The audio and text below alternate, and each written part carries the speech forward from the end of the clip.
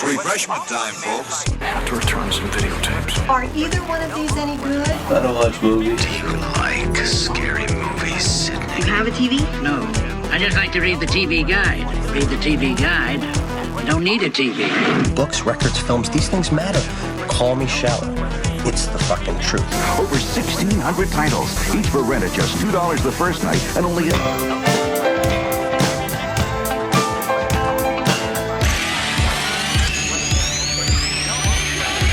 Finish it. I don't watch TV. Yeah, but you are aware that there's an invention called television, and on this invention they show shows, right? Tonight on 6 Ed World. Okay, I want channels 18, 24, 63, 109, 87, and the Weather Channel. Welcome to the Frog Brothers Podcast with your hosts, Justin and Alec. Hello and welcome to episode 32 of the Frog Brothers Podcast. I'm an asshole and my name's Justin. With me is my asshole brother, Alec. Fuck you. And sitting next to me is our dickless producer, Nicholas. How original. I think both of you made... This is an exchange that we've had already on the podcast. I know. You call him dickless, and then he goes, how original. It's exactly. Dickless? How original. I said Nicholas. Yeah, well, you said that afterwards. You can't tell if I'm saying Nicholas or Saint Nicholas. Yeah. It's not our fault you try to show people your... My dick's in your hand right now. So. How many times have we said dick and we're 48 seconds into the podcast? Hey, people are named Richard. He's named Nichard.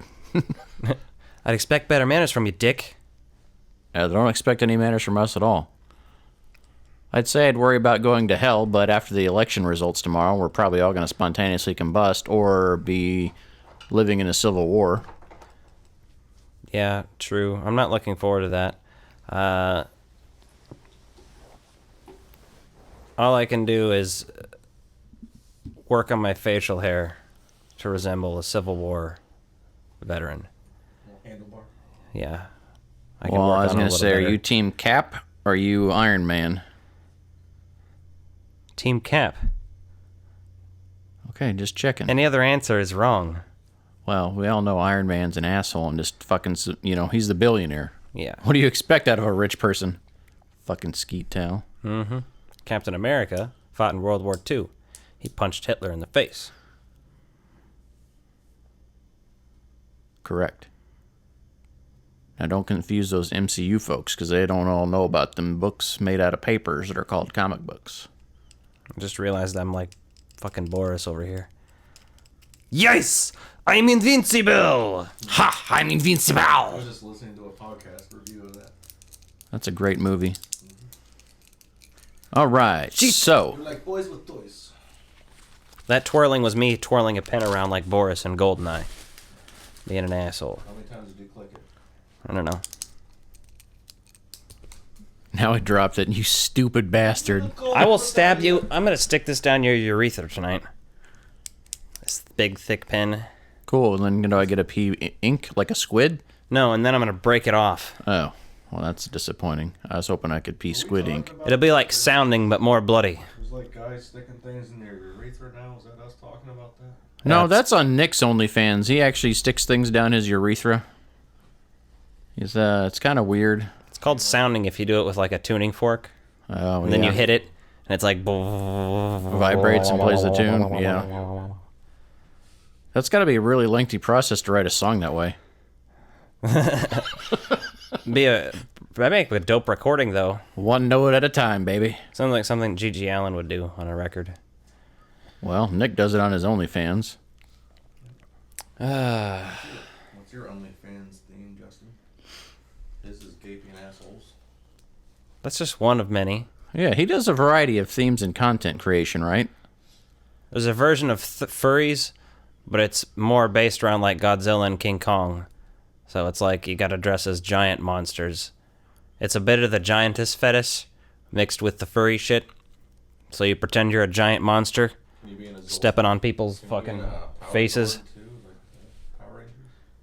Well, I'm sure he could fulfill that fetish if he wanted to. Yeah. It's morphin' time. I'm glad there's no video on this episode. Are you? Yes. Hold on. You hear that? It's a special sound. It's the sound of Alec undressing. That's just his hoodie. He's taking off his jacket, folks. Take off my pants and jacket. Yes. Great album name.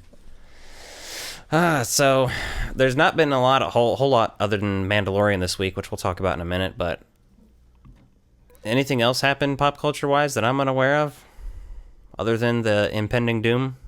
Apparently that Craft movie, that Craft sequel is streaming on demand everywhere, and I haven't really had a chance to determine whether or not it's worth paying to watch yet. Yeah, I don't know either. David Duchovny's in it though, so I mean, Now that's intriguing. I like Duchovny. Duchovny is in Duchovny? You ever seen him in Twin Peaks? Well, yeah, he's great in that. I'd fuck him. I'd fuck me. Would you fuck me? Yeah, I mean, I guess. Speaking of, I finished my cover of Goodbye Horses, which I might tag at the end of this podcast for you. That's great. It's our outro music for you. Yeah, Alec was just covering this music and had to throw a little something out there for all you fans. Now, when the music video comes, that'll be a whole other day. Oh, and it will come all over your face, neck, and chest.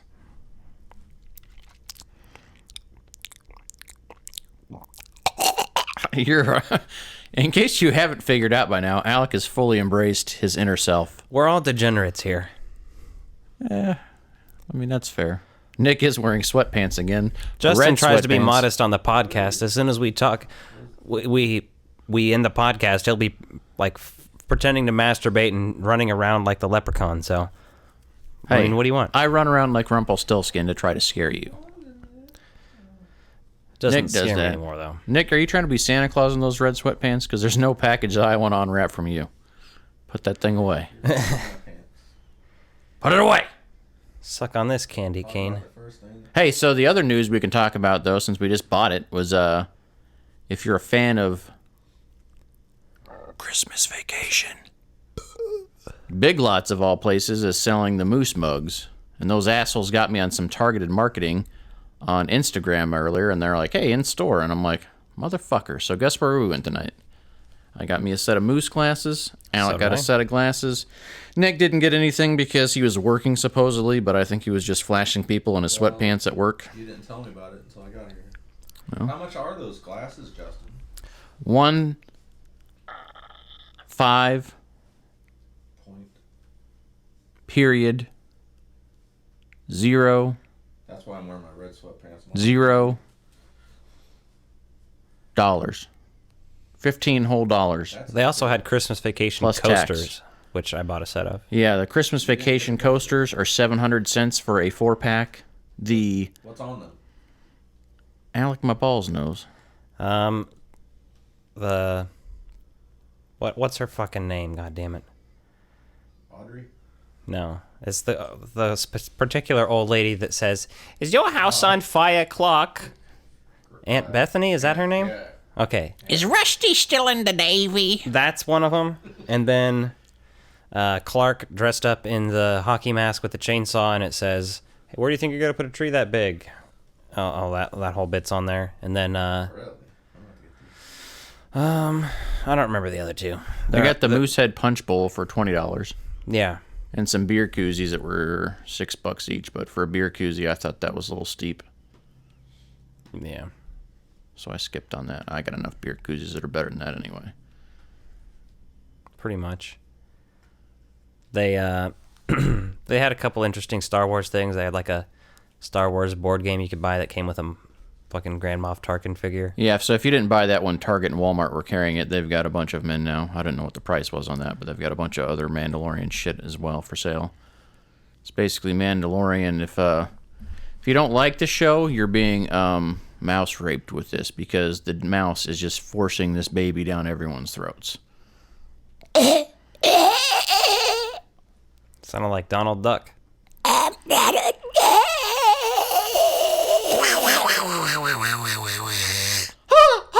kick you in the nuts, you son of a bitch!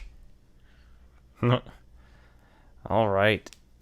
Well, So speaking of the Mandalorian, we got a new segment for you.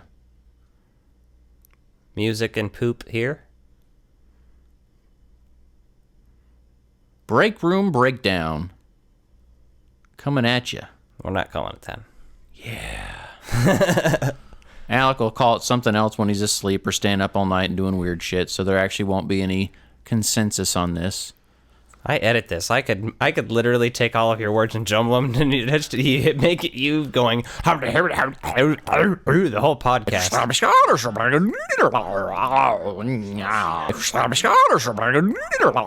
But see, now you just made that noise, so I can take that clip of you doing that and just make it me and that the whole time.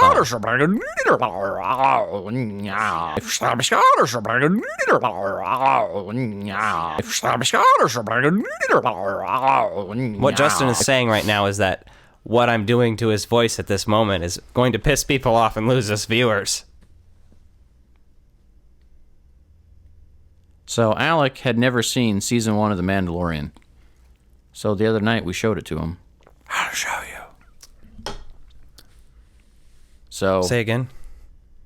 I'll show you. Water cooler, cold, cold, cold. Water cooler, cold, cold, cold. Water cooler, cold, cold, cold. Water cooler, cold, cold, cold. Water cooler, join the cold, cold. Water cooler, join the cold, cold.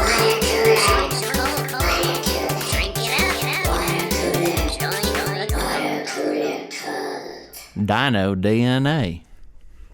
Which is fitting because they fight a dinosaur in the first episode of season 2.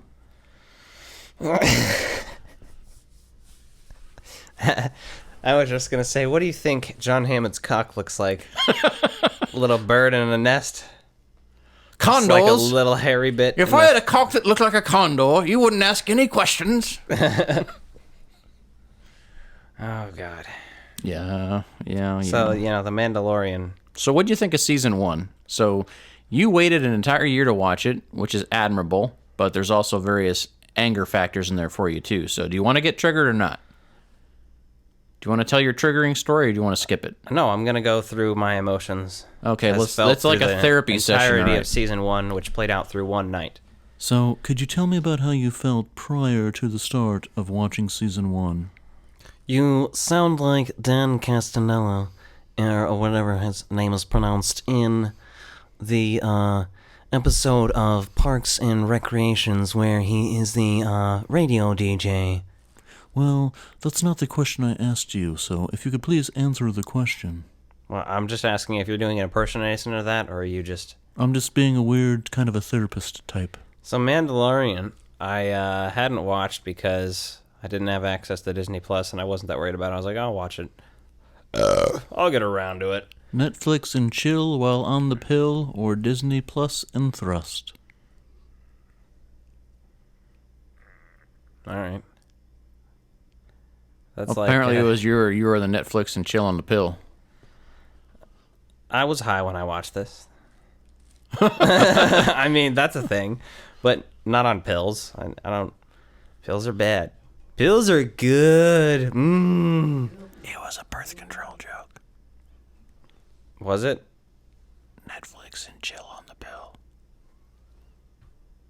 That just sounds like taking drugs in general. I don't know, like. Oh, that's fair. All right. Anyway, so You're tell just us getting me off track, interrupting me with your weird whispering. All I can say is I didn't give too much of a shit. I was not giving any fucks about this.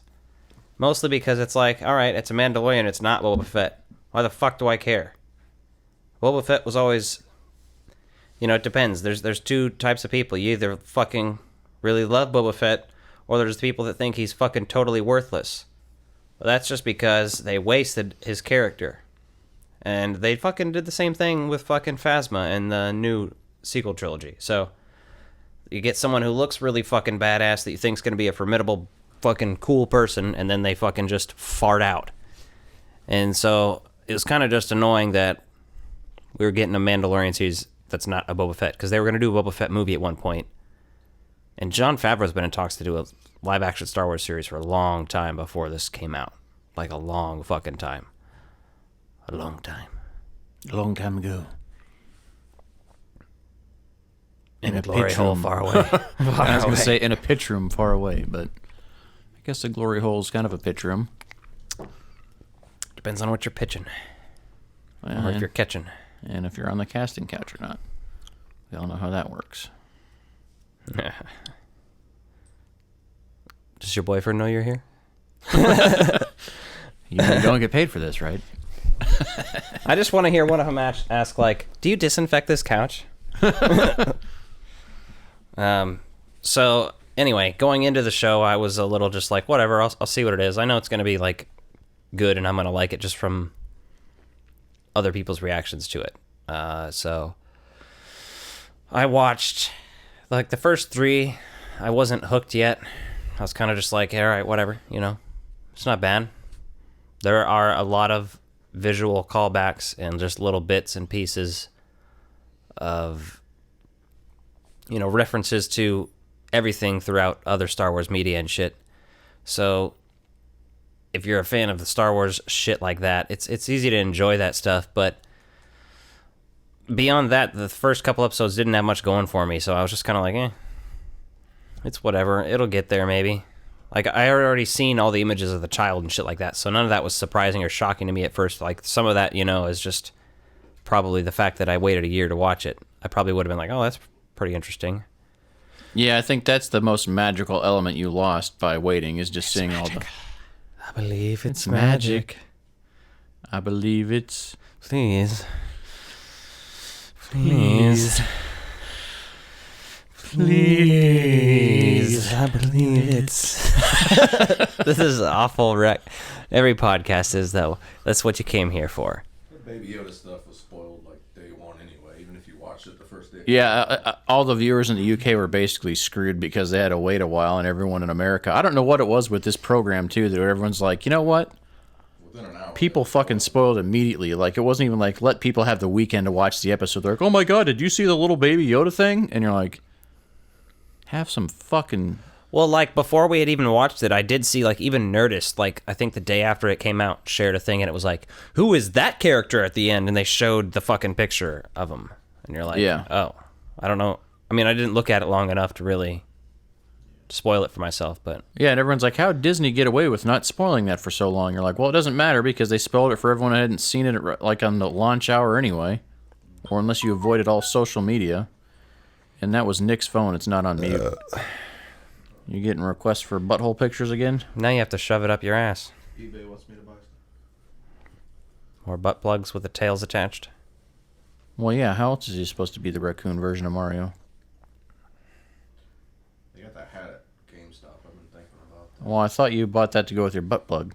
I need a butt plug. Oh, I thought you already had that. It's got to put a hole in my pants. So? I was saying, I just got to put a hole in my pants. And people are like, how do you get that to stay in there? It's magic. I believe it's magic. Yeah, so, I don't know, the season got better as it went on, and I liked it more than I initially did, so I don't know, I'm in. Yeah, I think Season 2 starts off pretty solid, right? It's a good episode to get in there. Apparently a lot of the elements of this come from other areas of the Star Wars lore, which have already been established, so Aftermath is a book series that's part of the new canon, and that's where Timothy Olyphants Fantastic is what we call him. Timothy OnlyFans-tastic. That's a good website. We should actually buy that one. Register the URL for it. Anyway, it's pictures of my dick with a beard and a cowboy hat. Dressed up like Timothy Olyphant anytime, and dressed up like an elephant, an elephant. Does that make sense? Could that be a thing? If you want to make some weird artwork for me real quick, just bear with me while I go down this rabbit hole. Please make elephant fan art of this character and have it be as weird as you can be. There's banthas too, which actually aren't made out of elephants anymore, which I was kind of sad about. They're not made out of elephants anymore? What were they, like, fucking deconstructed and reconstructed like fucking Tusk? No, I just meant they weren't, they're CGI now instead of actually... Made of sewn together elements? They're no longer using animal slavery for production purposes. Excuse my stuttering. So did you think it was overhyped, Alec? I don't know. It's in terms of the new Star Wars stuff, it's on par with like Rogue One to me. It's that good. Because Rogue One was probably the best thing to come out of the new Star Wars stuff, in my opinion. That's probably my favorite. I agree. And if I had to put anything next, it would probably be The Mandalorian, then Force Awakens. Because Force Awakens was still good, but it wasn't. Yeah, just Yeah, we can. Yeah, we don't need to rehash all that. Everyone's already had those talks. So I haven't, motherfucker. I'm just saying. That's like, I wasn't gonna go down a whole rabbit hole with it, but I know we can always come back to that rabbit hole later. That sounds dirty. It might be dirty. It's filled with a rabbit dirt. hole like an Easter themed glory hole. Could be if you make it happen. Anything's possible if you believe. At least that's the way I look at life. So, Season 2, Episode 1, starts out with the Mandalorian all off by his lonesome, besides his child that he's daycaring for. A child. So he's out hanging out with the baby. And, they go back to Tatooine again, which is kind of getting irritating because you're like, oh, we're going to go to the desert. And you're like, how much time can we spend on this one godforsaken fucking planet in this series, in this universe? Which we're going back if they do any more movies, thanks to Rey's dumbass at the end of The Rise of Skywalker, so hope you like sand. I don't. Well, it's rough, it's coarse, and it gets everywhere. Okay, Anakin. He said sex on the beach is better than sand in your crotch. Sex in the ocean, dumbass. You just go out a little way into the water. You don't want all that salt water up in there. Yeah, it dries it out. I can't imagine that's good for anything. I can't imagine the sand's good for it either. No, neither would be.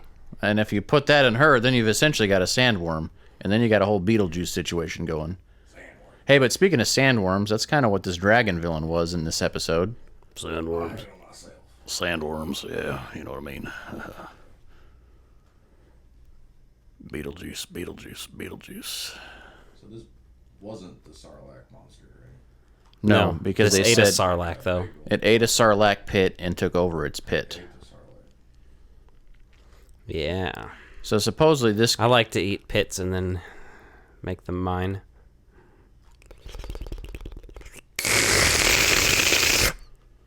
You're not really talking about the episode, you jack off.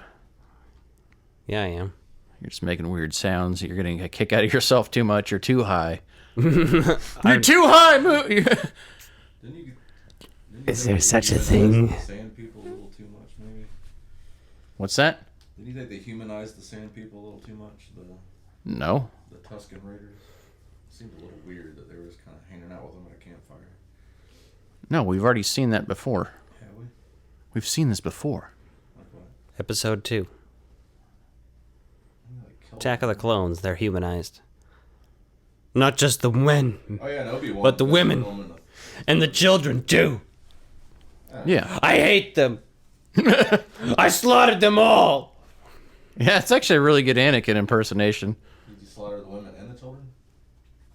Oh my god. Needed to be done. Tried on some of their clothes. Personal thing. Exactly. So apparently that animal was from a previous video game, is what they're saying. Oh. The whatever, what do they call it? Some sort of dragon. I didn't write its name down because it was of insignificance to me. Yeah, I kind of thought it was lame that they called it dragon, but whatever. Yeah. Why don't you just call it the something else? And Timothy Oliphant's character came from the book series and everything else, so that was kind of canon, but they ought to obviously change it to match this story as well. So it's even when they do stuff that's canon in the books, they're like, oh, when we do it on motion picture, we're going to change it enough to make it how we want it. And you're like, doesn't that defeat the purpose just a little bit? Freight dragon. The crate dragon? Or crepe? Crate. I prefer a crepe. Breakfast or a brunch dragon. Yes, that'd be delicious. Yeah. Yeah, no, I liked it. It got me more into what's going on with it and stuff. So I did like how they had the Boba Fett armor, being traded for the Jawas. Like, they hadn't really done that much backstory forced into an episode so far with another character, right? Which I think was necessary, but I wish they almost just would have told that part before. But by the time you see the armor, you're like, wait a second, why does this guy look like a cowboy? Yeah. But it makes sense for him being that, and, yeah. I thought it was good casting, and he really... Like, there's some characters that really stick out, like Bill Burr's character in season 1 was a really good and, like, entertaining character to watch. The IG unit was one of them. Yeah. All Fantastic is one of them. Yeah, that's the great thing is, like, when they're doing side characters and stuff, they're having good cast actors and actresses, or I guess they're all actors technically, but yeah. Well, it's like the armor is interesting. It's just a little more mysterious. There's less there revealed so far, so... Yeah, and I think that character will continue to develop as well. And then obviously... Carl Weathers is great too. Yeah, and Cara Dune is obviously the other big character there. So you're seeing some of these folks that are going to like keep popping up throughout the series, right? It's a Western, right? You're going to kind of have that same vibe to it. But I do wish they'd kind of continue on with more of a regular story pattern here instead of so much the monster of the week, because they did this big reveal for the child, and then there's some of it feels... I wouldn't say like filler, but it's just less significant to the overall story arc, right? Which it feels like you're like, we're not in a rush to get there, so this episode we're going to do this. This episode we're going to do that. Yeah. It really depends on what their story planning with this show. Like, do you think it's going to... How long do you think it's going to go, Well, that's what worries me about it, because they've got a lot of time to fill, so they could really extend this all the way up to the new trilogy if they wanted to. But their new trilogy isn't going to be in, like... No, I mean the sequel trilogy that just ended. Oh yeah. Yeah, so they can do all that, right? Because there's a lot of space to fill, right? So they could start showing the rise of the First Order from the remnants of that, the Empire, which you're seeing the remnants of the Empire right now. Obviously, you got the whole Darksaber thing that's from the Mandalorian, Jedi, and all that lore and stuff there that Jon Favreau worked on the Clone Wars animated series and popped up in Rebels as well. So there's a lot of stuff they've got to cover from season 1 in season 2. And then obviously it's hotly debated on who that shadowy character was at the end. Was that actually Boba Fett out of the armor? If not, it's bad writing. Yeah. And someone was saying, like, well, they're worried about the actor's age. That was the biggest thing I took note of, that Boba Fett would technically be 41, while the actor who portrays him from the prequel trilogy is actually 59 now. So the other night it was 46, and then the actor, or maybe the actor was 56. Yeah, well, they've been having 35-year-olds play high school kids for years, so... Well, that's my point, right? So it doesn't really matter, but they're also like, if he's accelerated his aging, then he could be some of the older clones that are left over from Clone Wars. But like I say, series, if they do that, that's bad writing for him to be there on Tatooine also, while that's happening, while there's 2 Mandalorian sets of armor, and it's specifically Boba Fett's, and that guy happens to look like Boba Fett, and be scarred up, and be living like some weird nomadic lifestyle, so close to the like pits and all that shit, like... Yeah. It would be just stupid. Well, and they essentially tease that same character in season 1, right? Whether that's Boba Fett or not, doesn't really matter at this point. But they tease him at the end after Mando kills that assassin on Tatooine. So you're like, okay, so obviously there's some significance here, but what's it building up to? Yeah. So I liked how the season kicked off. It was a good episode, a lot of action. It was a longer episode, which felt like you had time to have more of those backstories, more of those things you want to hear or learn about. Yeah, and up until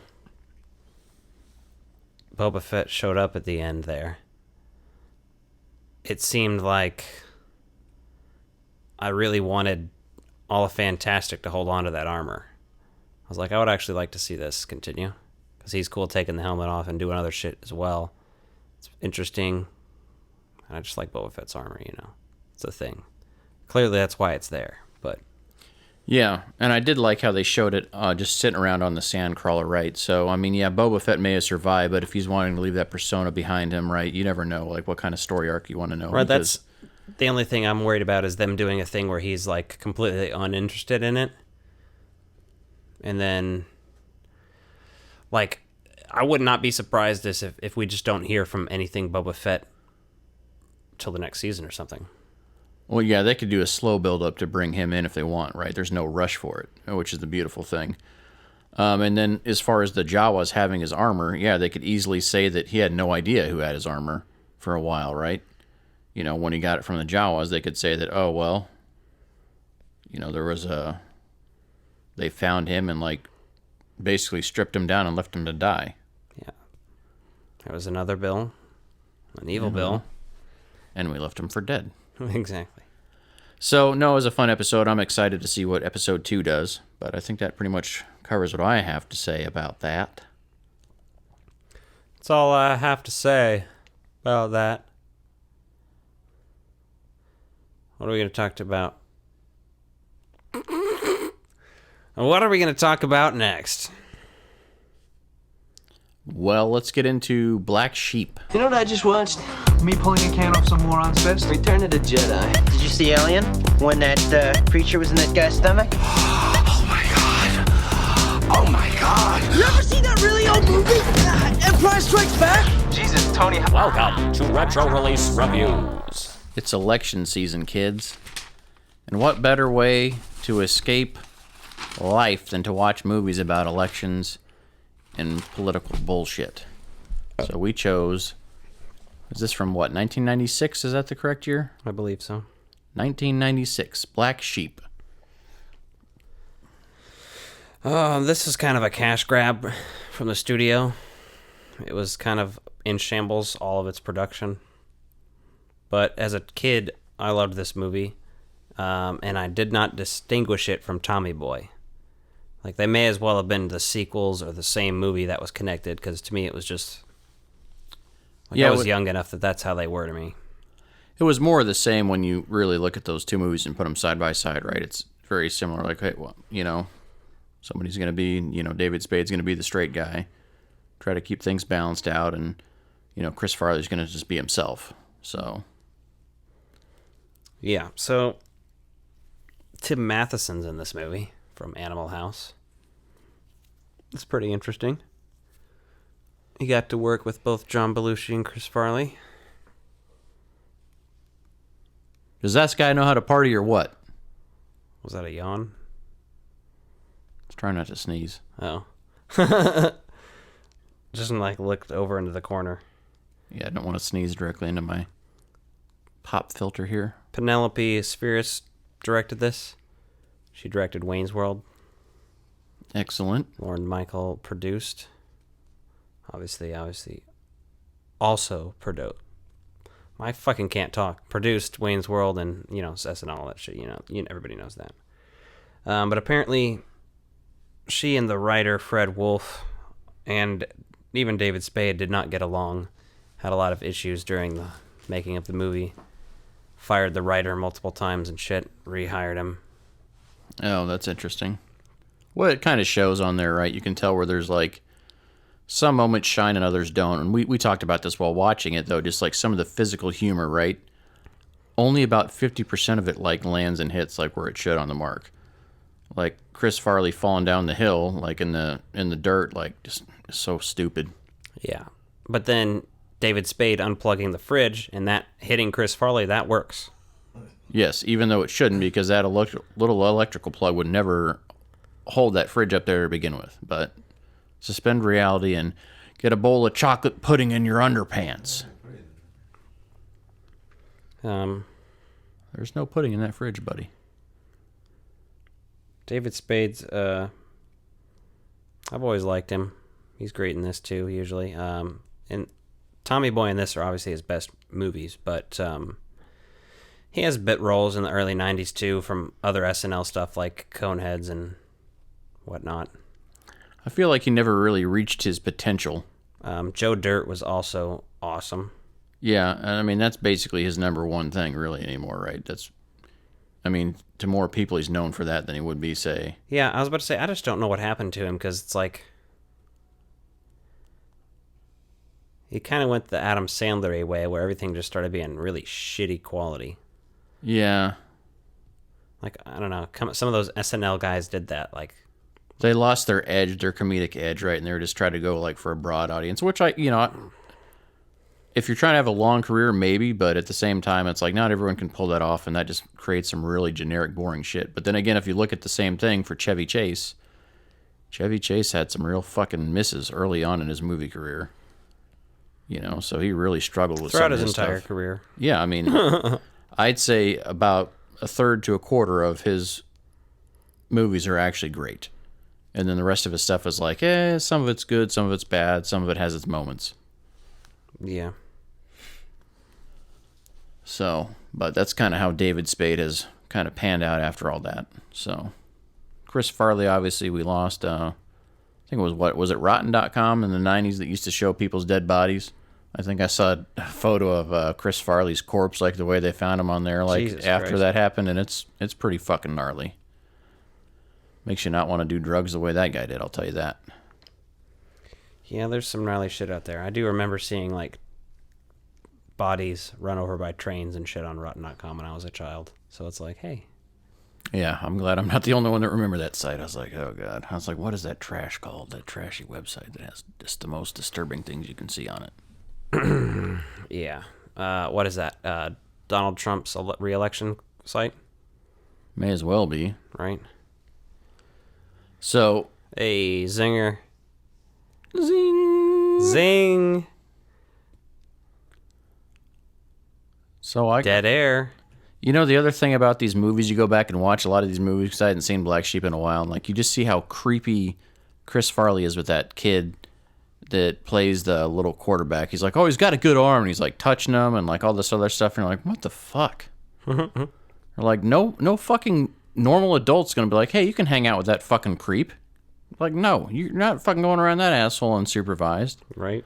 But at the same time, they show that he loves what he's doing and everything else. And then the other skit in there that, like, just cracked me up was, like, when he pretends to, like, break his nose from that kid headbutting or whatever. And he's like, it's just ketchup. And the other kids are like, we're out of here. You're weird. And I'm like, yes. If you encounter people like that in life, just leave. Yeah. Like, we're fucking weird, but we're not, like... You don't carry on ketchup. Yeah, we don't do that kind of weird shit. Like, we're just crass and rude and funny. Questionably. I was about to say, I don't know about that last part, but we're definitely crass and rude. Basically. So, yeah, and some of the, just the physical humor, they try to do too much of that in that movie just to try to make up for, like, a shitty written scene. They're like, oh, let's do something funny like this. Or, like, the whole cell phone bit where he's walking around like a jackass. Yeah. And then they have, like, the hillbilly scene. You're like, this takes place in Washington State. Are there really, like, redneck hillbillies, like, in the backwoods from up there? Like, they're just left over from the gold rush, I'm sure? It's, you'd be surprised. Okay. I just wasn't sure how accurate that was, so. It's in America, rural areas are just kind of different, let's say. To all of our rural listeners, stay away from your sister. You are not Tom Brady. You cannot kiss her on the mouth. Oh, doesn't he like kiss his son on the mouth? He kisses his whole family on the mouth. I've watched videos of him kissing his son on the mouth. Not like I've seeked them out, but like I've watched other people watch them and like react to them and like, what the fuck is this? Yeah, I've made some really fucked up memes about that. Yeah, there's a really great one. Well, I'll just describe it to you right now because I really don't care, and it's kind of crass, but it's funny. So it says, it's Tom Brady kissing his own father on the lips, and it says, when you want to taste Giselle so bad, you kiss her husband. Oh, God.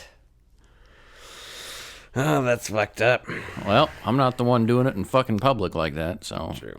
That guy's weird. I do like the checkers scene in this movie. Oh, yes. Never move the back row. Which I found out from this movie when I was a kid that was the key to winning checkers. And it does piss people off. Yeah, it does, yeah.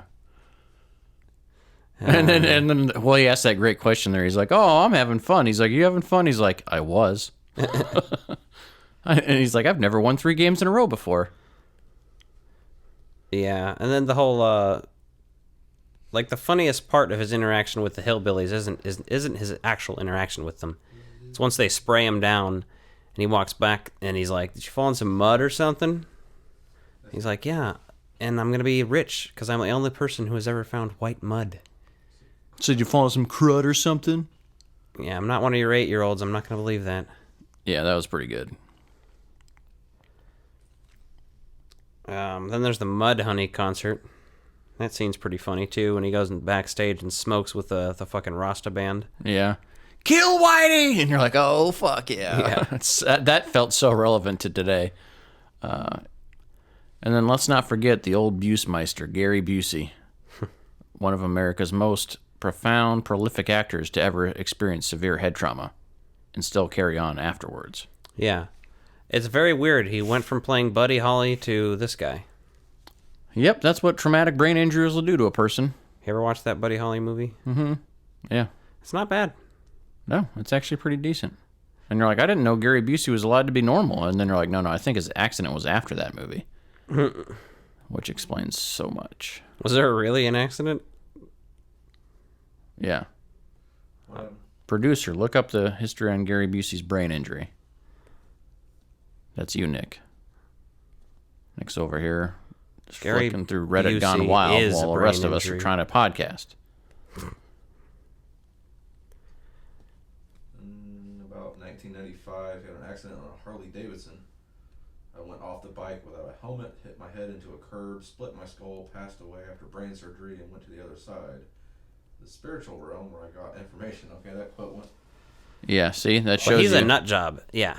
And I think it really became apparent after that bike accident, like full-on fucking crazy, because that's where he came up with all the Buseyisms that he used to advertise. Remember those Gary Buseyisms? Well, I mean, you look at him in Point Break, and he doesn't seem so crazy. He seems like Gary Busey, though. He doesn't seem nuts. No, yeah, he's a little over the top, but he's still, like, questionably normal enough, right? But then after that, you're like, yeah, severe brain injury, yeah. Interesting. And then he was on the Apprentice for a while with Commander and Cheeto. Oh, yeah. And those two became scissor sisters at that point. Right. So His quote's off. He had his accident in 1988. yeah, so prior to Point Break, that makes more sense. Interesting. After his Buddy Holly performance. But he's great in this movie because he plays a fucking complete nut job. And he's all defending the... It's like Jan Brady meets Chucky. Pretty much. That's what David Spade says about him. Yeah. When he's looking on the inside of the fucking school bus. And he has the don't tread on me fucking flag inside of his trailer outside, which is so fitting in the 90s. You're like, Yep. Felt so good to see that. You're like, yep, there's some weird motherfuckers out there that are just like him, based on a true character. Vortex, or I can explode your heart, which sounds quicker to you. Yeah. That was a good death Got threat. all the Bruce Lee movies on Laserdisc. Well, he also carried a rocket launcher around Got with him him as all well. on Laserdisc. Hey, you're going to listen to this young man. Was it Bruce Lee or is it just like Kung Fu? I don't remember. I don't know, but he's an integral part of uncovering the voter fraud because they determined that his deceased family members have voted for the opposing candidate to Chris Farley's brother. So it's a pretty fun political movie, obviously. Knowing that about the stuff on the back end and the tension on the production and everything else, how the film was falling apart, you can see where it's hit or miss in some of those, and they probably could have done a few more takes on some of the elements in this movie, and it may have been better. It could have benefited from another rewrite. I just remember that one quote of his. I can go down to your mama's and start a small fire in her panties. Oh, yeah. I can go down to your mama's and start a small fire in her panties. Start out with that. Kind of leaves you know where to go. Yeah, pretty much. Where do you go from there? I can go to your mom. That's relatable because that's how we feel about your mom. Speaking of which, you better call the fire department because when she listens to this, they're going to be on fire. Don't worry, I'll put him out. Golden shower. Call you the fireman. I start a fire and I put it out. Mm-hmm. Well, let's move on. Let's do the top 5. Top 5. Top 5. Top 5. Top 5. Top 5. Top 5. Top 5. Top 5. Top 5. Top 5. This is top 5. The top 5 movie presidents.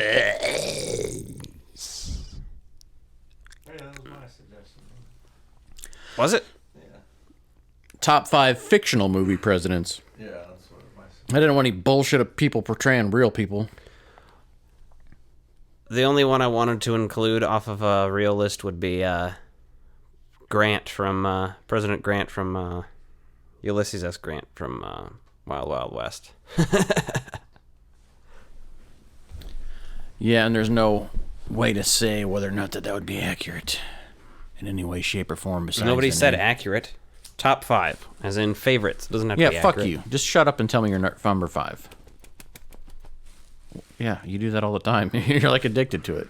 Yeah, there's nothing wrong with that. Well, I don't think you can be addicted to that. You're addicted to the release of the hormones that make you feel better. Dog semen's full of calories. And is the number 1 cause of bad breath. Edgar, you'll appreciate that one. Number 5. I don't even know if you've seen this movie. Came out in 2013.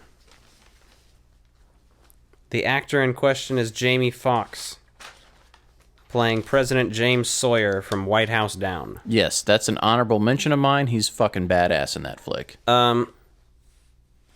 See, I had no expectations to this movie. I thought it was going to suck assholes and dicks when I watched it. And I thought it was pretty decent. I was like, you know, it has some shitty, like, boring slow moments or whatever, but it was really just like a new age Die Hard. And it had those 80s and 90s vibes where, like, the henchmen actually have character and personality and names and shit. Yeah, they weren't just, like, nameless assholes that are dying, so Yeah. I did appreciate that. Yeah, no, it's definitely a fun ride. It's a fun movie. So that's my number 5. Well, my number 5 is President Beck. Morgan Freeman. Deep Impact. Deep Impact. Fucking hard to beat Morgan Freeman. When you can have Morgan Freeman. I almost put that on the list, but Deep Impact is just, it's not a great movie. He doesn't quite, it's not like, he just didn't do anything for me in terms of badassery, so I didn't put him on there. But he is good in there. He's good acting, and he's just not in that movie enough, I don't think, either. He's like, only interjects a little bit here and there. Yeah, I still liked it as a president, though, so. What's your number 4? From 1981. This president is unnamed, but he is the president. Donald Pleasance as the president in Escape from New York. Oh, okay. It's a smaller role, but the whole movie relies around him, so. I can dig it. And I like Donald Pleasance, and I like Escape from New York, so it's one that came to mind. And I just put it on there because I like it.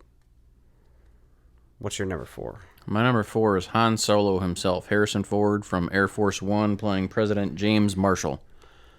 Get off my plane. It's a pretty good cheesy action flick from the 90s, man. Yeah. Like, it's just so good. Like, how do you make an entertaining movie on an airplane? Like, we're going to do a double feature with that and Con Air at some point. You know it's going to happen. Oh, triple feature. You're going to have Die Hard 2 on there. I guess so. Isn't that takes place more at the airport, though, doesn't it? Yeah, to some degree, but, I mean, there's still some good stuff there, so. I'll give you that. All right, number 3. Number 3, I also don't think you've seen this, but it's possible. From 1964, President Merkin Muffley.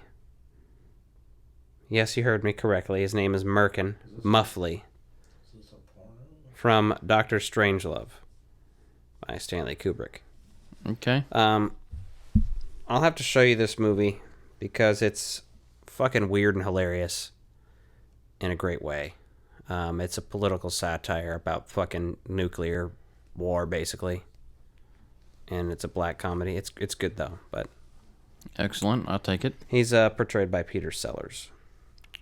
So my number 3 is Jack Nicholson, Mars Attacks, and it's President. I considered that, but again, he's too much of a skeet talent for me to want to put him on the list.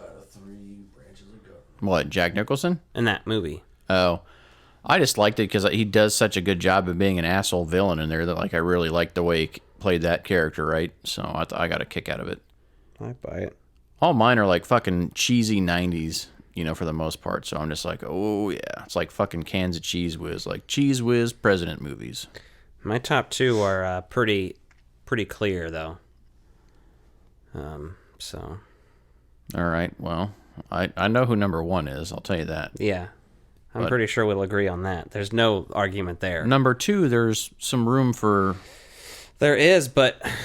Well, give me your number 2. Tell it. Number 2.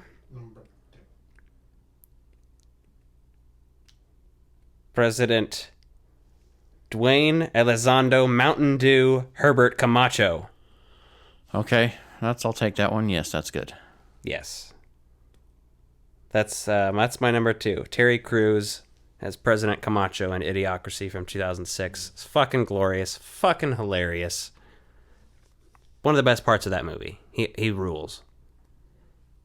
It's excellent for sure. We got this guy not sure, you know? Yeah, not sure. Plants crave electrolytes.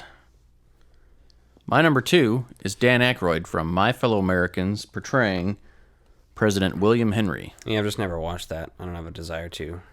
I've watched it. I used to watch that all the time when it was on cable in the 90s, like just randomly beyond. Like him and Jack Lemmon are pretty fucking funny in it. And so it's just kind of one of those.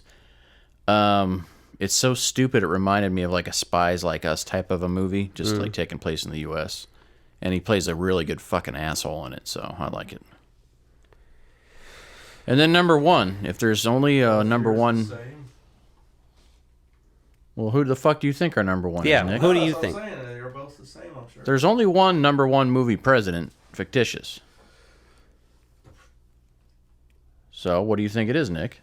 The president from Star Trek 6, The Undiscovered Country, played by the guy from that 70s show. No, give me your real answer. President Thomas J. Whitmore. Yeah, Thomas J. Whitmore. Independence Day. Thomas J. Whitmore. Bill Pullman, you dumb bastard.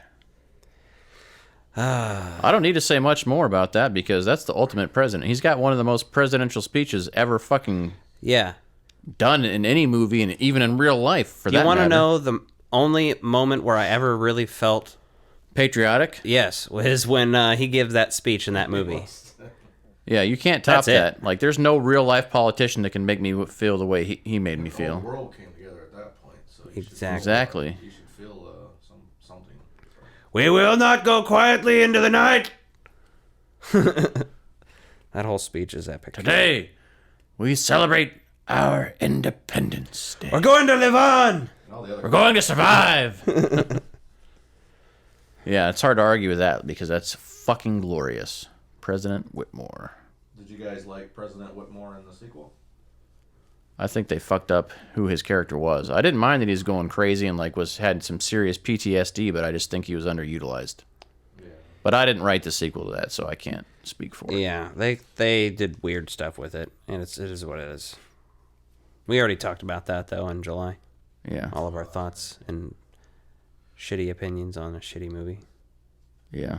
So if you want to listen to that, go back and check out our July 4th, 2020 episode. We talk Independence Day double feature. All right, so the next movie we talked about was from the year 1999. Starring Matthew Broderick and Reese Witherspoon. Witherspoon. Why are you saying it like that? I don't know, just making weird fucking sounds and shit. You know what I just watched? Me pulling a can off some moron's fist? Return of the Jedi. Did you see Alien? When that creature was in that guy's stomach? Oh my god! You ever seen that really old movie? Empire Strikes Back? Jesus, Tony. Welcome to Retro Release Reviews. This movie's called Election, oddly enough. Since it's the presidential election week, we thought we'd watch two. That's a coincidence that you guys picked those movies. It sure is. Really, it's so weird that we talk about movies about elections and politics when the presidential election that takes place every 4 years is taking place tomorrow. Huh. Who would have thought of that? Now the real horror begins. No, because we still got to talk about this movie and survive tomorrow before any whoring can begin. Whores. So, this movie opens up, and you're kind of just following along for a while. It's introducing some characters, Matthew Broderick's character, and then Reese Witherspoon's character, and you're kind of you're riding along, you're getting to know people. And then all of a sudden, he says, there's one thing you need to know about Tracy Flick. And it cuts to another teacher, and he says, her pussy gets so wet. And you're like, what the fuck? Wait a minute. Immediately, they're like, whoa, where the fuck is this movie going, and what just happened? I mean, it is rated R, and it's an MTV-produced movie. During the making of this movie, it was kind of speculated that it was a sequel to Ferris Bueller based on a few things there. Yeah, no, but we can hear Nick peeing in the background through the microphones. That's depressing. Yeah, we should wait. Well, that dumbass didn't turn the fart fan on either to help blind the noise out. So you'll just want to note this time in there and edit that peeing out. Because we can be crass, but I don't want to have him fucking peeing in the background. I already had a look at his butt crack when he got up. I'm going to compress the sound of him pissing. And just send it to him. Really loud. Make it a ringtone when he calls. Send it to R. Kelly.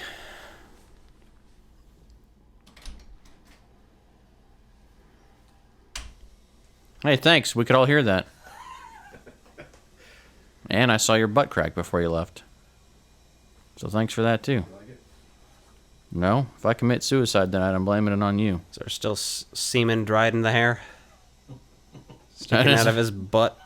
That's all over his lower back on his tramp stamp. Oh, on his well, he has actually. It's not a tramp stamp. It's a Trump stamp. Sorry, I should say it right. He's a big Trump supporter over here. That's not true. We shouldn't say that. What? We wouldn't allow him to sit in on these sessions if he was. That's true. It's funny to make fun of him like that, though. No, I welcome our overlords when they take over. So don't kill me. Yay, Trump, number one. Number one American president helped cause genocides, more genocides. Yes, my fear. Yes, basically. Did you wash your hands? Yes. It smells like my butt still. But there's still like 0.1% germs on my hands because... Those are made in Mexico now. Don't you remember that? Because that's one thing Trump's like, I'm for America, yet he made Oreo cookies be no longer made in Chicago area. They're made in Mexico now. Which I'm fine for the Mexican people to have something cool to do. Oreos are delightful. You're not allowed to Oreo shop anymore. Well, you're supposed to be bringing snacks and food over here, and you didn't bring anything tonight besides yourself. And Lord knows there's no nutritional value in you. So back to the movie Election. Let's get back on that. We're going to split him open like a coconut tonight. Shut the door all the way. I didn't think you guys could hear me pee.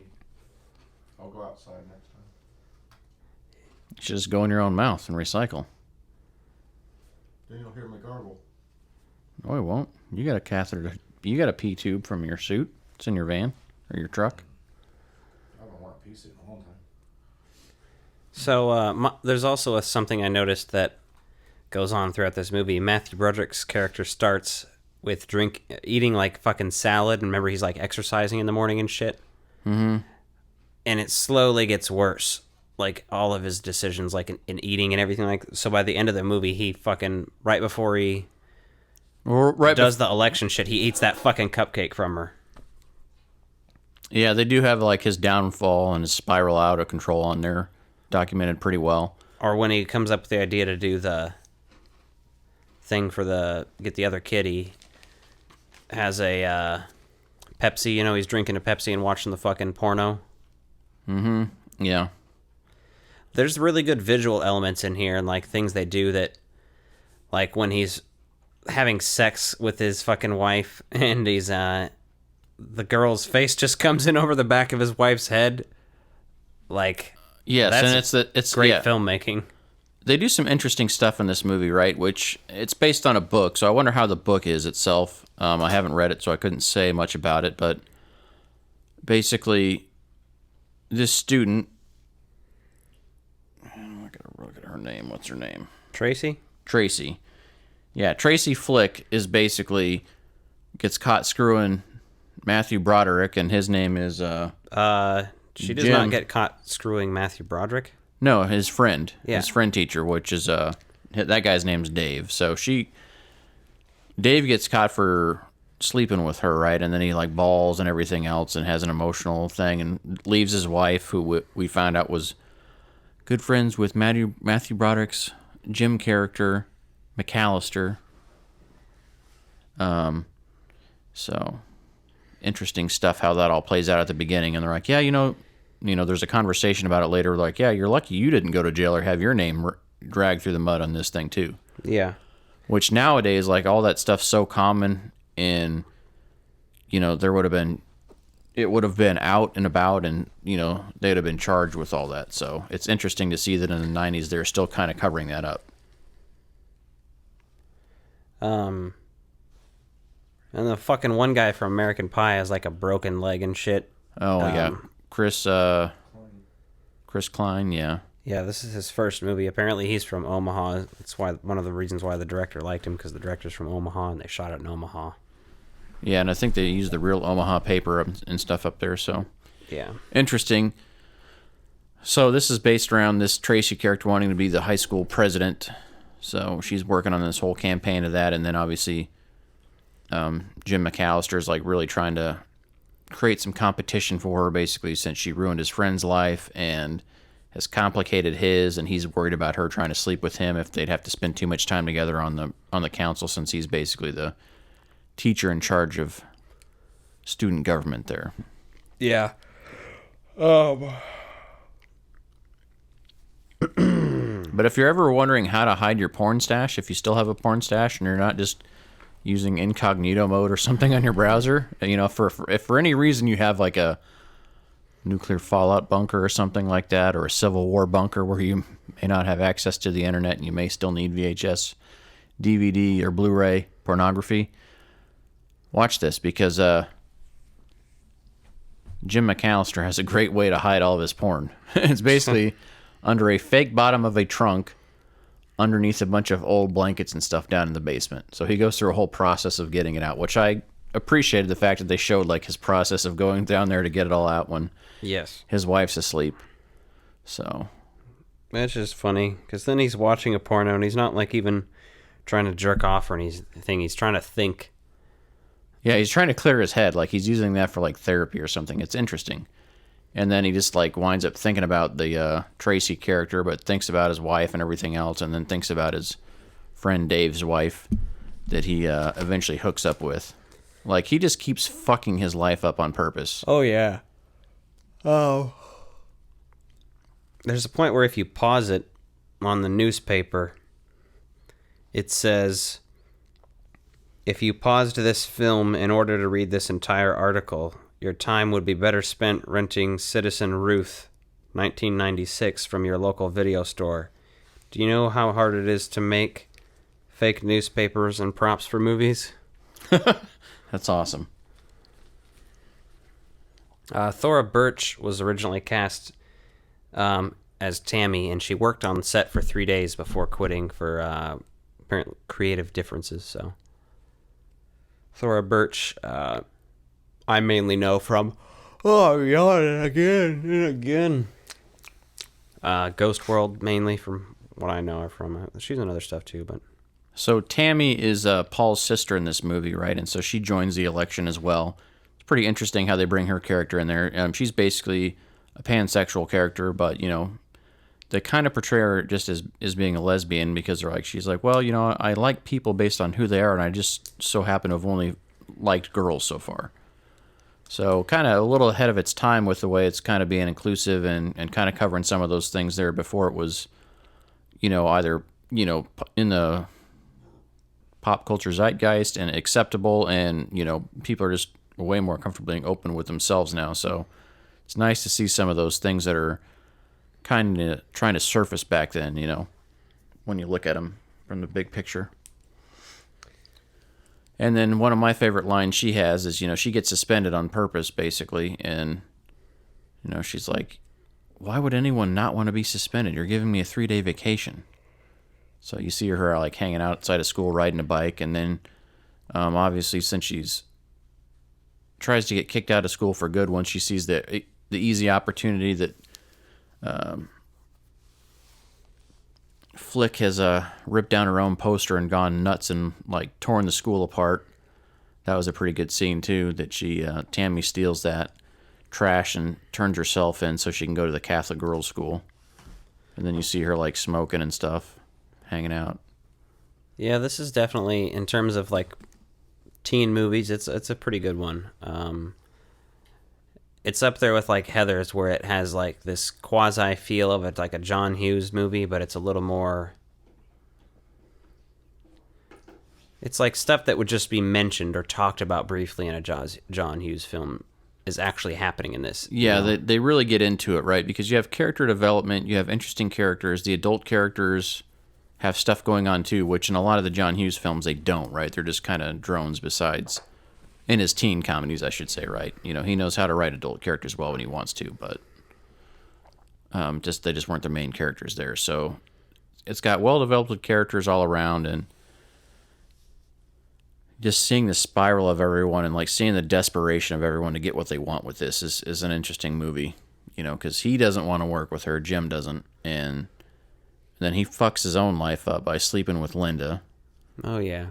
And, you know, fucks up with his wife, but then they do this really weird thing at the end of this movie, and I'm assuming just because it's in the book, they wanted to try to follow that to a specific closure or something. Well, after he falsifies the election, basically, and throws away the 2 votes, and he comes into school the next day, and he sees the janitor standing in there with him, the same janitor that at the beginning of the movie, when he's dumping out trash, he spills like some old food on the floor, and the janitor just looks at it, stares at it, and then walks away.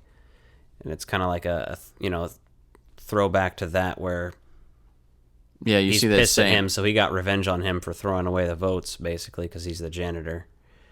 So he caught him, basically, and then all the people that were there and associated with the election and the counting process are there, and that kind of would be a good place to end the movie, with like a little bit of a wrap up of like, so I was fired and something, but they went on for like fucking 20 minutes after that still. Yeah, it's a good 10 to 15 minutes of them like going on explaining kind of what happened to every character after that. And Jim himself, like, he's like, I moved to New York and eventually got a job teaching again through the Museum of Natural History, and if you're wondering whether or not I ever saw Tracy again, I saw her one time like this, and I'm dating somebody new. And you're like, whoa, this feels like it just had like,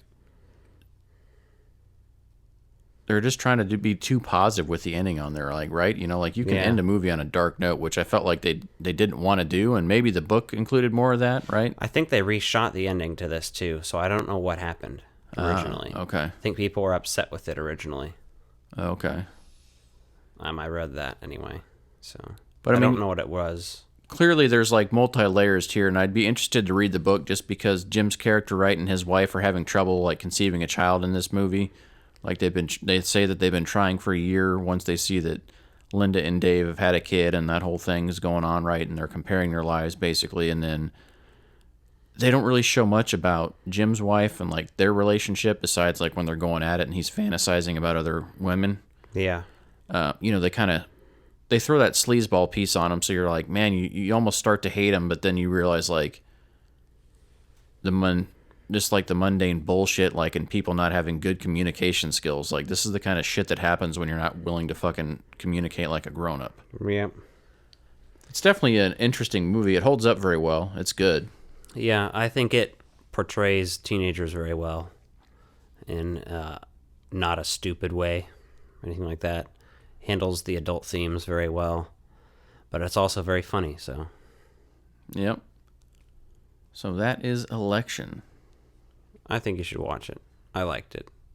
If you haven't seen it, you should watch it. Streaming free with ads on Pluto, so if you have that, a lot of people stream free content on Pluto. I think it's free for anybody out there, so if you haven't checked it out, give it a watch. Reese Witherspoon's great in it too. I don't know if I said that before, but I think she may have won an award for this too, or been nominated. But she definitely, like, if you watch Parks and Rec, you can see that there's some of Leslie Knope's origins going back to Tracy Flick. Like, a spunky fucking young politician in high school. It very much feels like almost a prequel to that kind of, like, you know what I mean? Yeah, you be can the get same those vibes. fucking character. Yeah, and then Matthew Broderick is really good in this as well because, you know, everyone knows him for Ferris Bueller, and, like, you know, he hasn't had a lot of really amazing things that stand out. Like, you're like, oh, when you think Matthew Broderick, okay. Well, you you think Ferris Bueller, probably think Lion King. Yep. Obviously, Godzilla, the American version there, but you're like, I think, to me, this is his most well-balanced acting role that I've seen him in. Yeah. Because he's believable, you get to see his downhill spiral, like, so you believe that character, and it feels pretty natural for what's happening to him. Yeah, and I like it when he gets stung by the bee, and then the rest of the movie he's walking around with a fucking swollen-ass eye. Yeah, and of varying degrees, like, and it changes every day. Like, it starts off kind of mild, and then it gets worse, and then it gets worse, and then it starts getting better as it goes on, so I appreciate the detail they put into some of those things, because it's easy to just, like, do that, and then 2 days later be like, oh, his eye's fine, and you're like, no. Right. So that's election.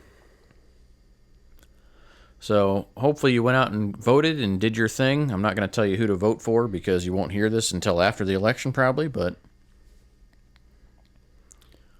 do what's right by humankind and don't be a selfish prick. Yeah, we don't talk about politics a lot on here, but I think it's pretty clear where we fucking stand. I'm going to trample you. On if you his say that fucking word one more balls, time. maybe. Yeah.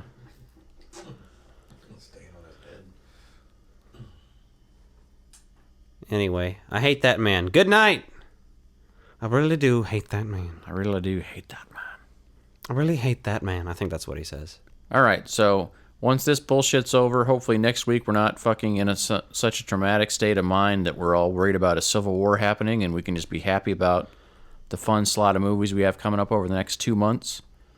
So November, we're going to get some Thanksgiving movies on the docket, and then December, we're going to get some Christmas movies, some holiday movies. Even if there's a civil war, we're going to keep... If it comes down to a civil war, I'm getting an Captain America cosplay and going to war. But you're still going to be here Monday nights for... Maybe. Yeah, we haven't decided. Take Mondays off from the civil war. We might just do like a live podcast on Monday nights. Yeah, we might just have to live stream from the... But it'll probably shift dramatically, like we'll be carving swastikas into people's foreheads. Yeah, it's going to turn turn let into... the one person loose, you know. It's going to be a lot like Inglourious Bastards. Oh, yeah. If it goes bad, yeah. I'm going to be shoving my fucking whole arm down people's mouths to kill them and shit while they sleep, you know. This is very fucked up and dark, but it's a very fucked up and dark place to be right now. So good luck out there, everybody. I feel like no matter what happens, no one's going to be happy, no one's going to be comfortable, and no one's going to feel safe. So, that's that. Mm-hmm. Happy times, people. Happy times. This is the Empire Strikes Back of podcasts. It is, Han Solo basically. is fucking frozen in carbonite, and shit is fucked. My hand was just cut off, you know what I mean? Like, Darth Vader's my dad? What? Yes. My girlfriend's my sister. Like, I'm hoping that tomorrow the second Death Star is destroyed. Yeah. But then the Emperor comes back.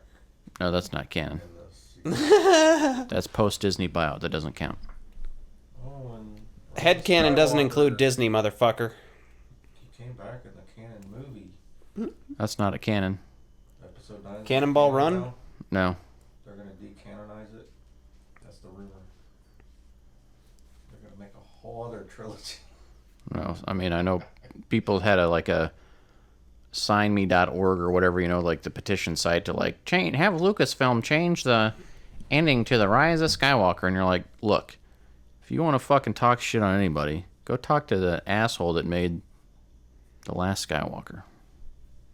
No, go talk to the people who put or The Last Jedi, whatever. No planning for the whole trilogy together and put those people in charge. You can't, I don't think you can solely blame the director. You have to blame the person who did not put a clear plan in place for all 3 movies. I blame that director for being selfish and trying to set up his own trilogy in the middle of a fucking important story to tell. I think it would have been garbage regardless, to be perfectly honest, because even Force Awakens is awesome, but plot-wise is literally just like...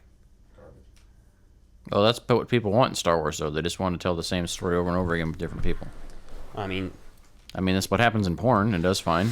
That's a bad thing to do. That's why there's moments in Last Jedi that are really good.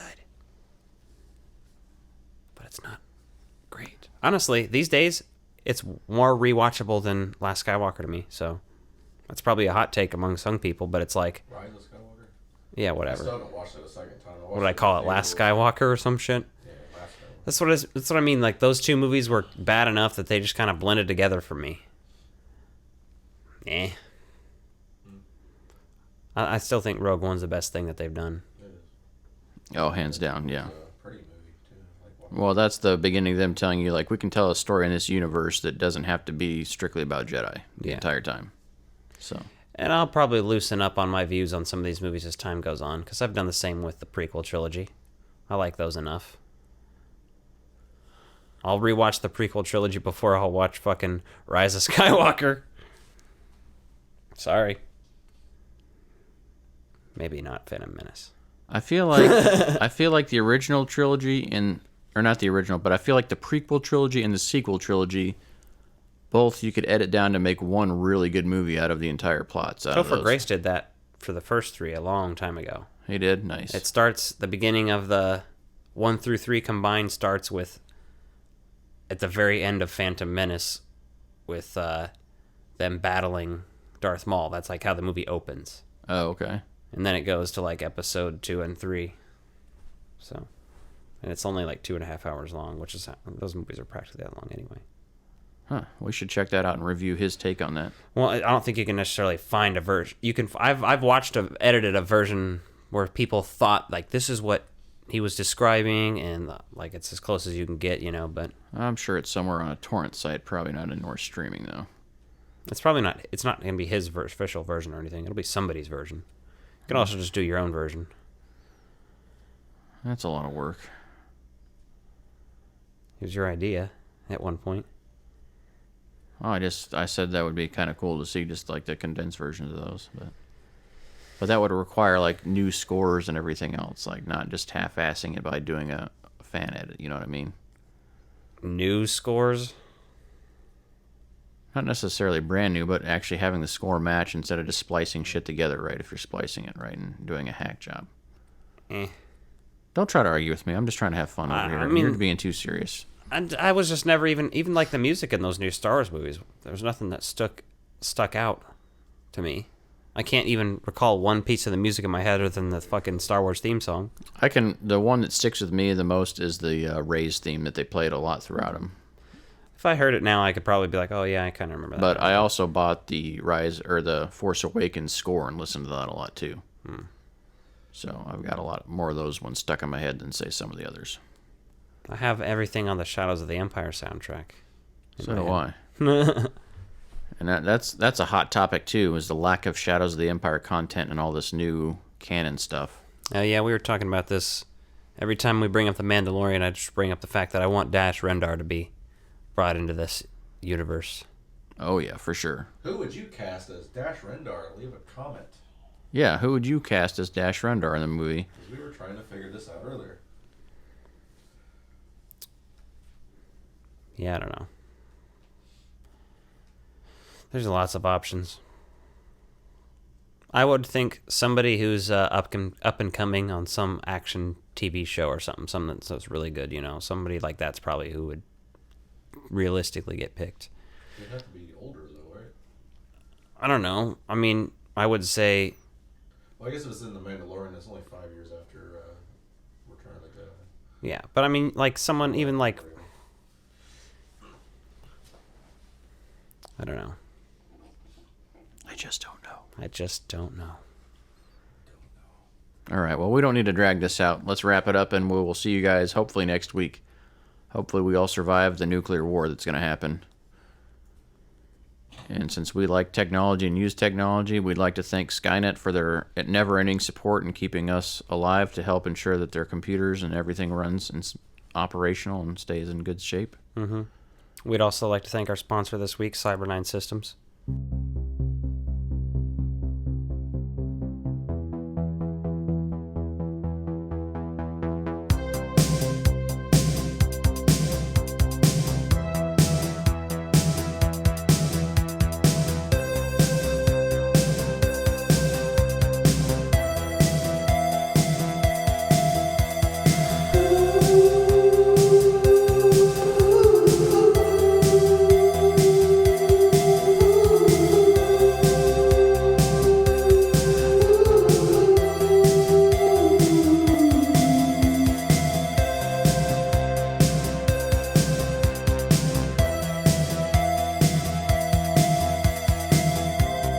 Told me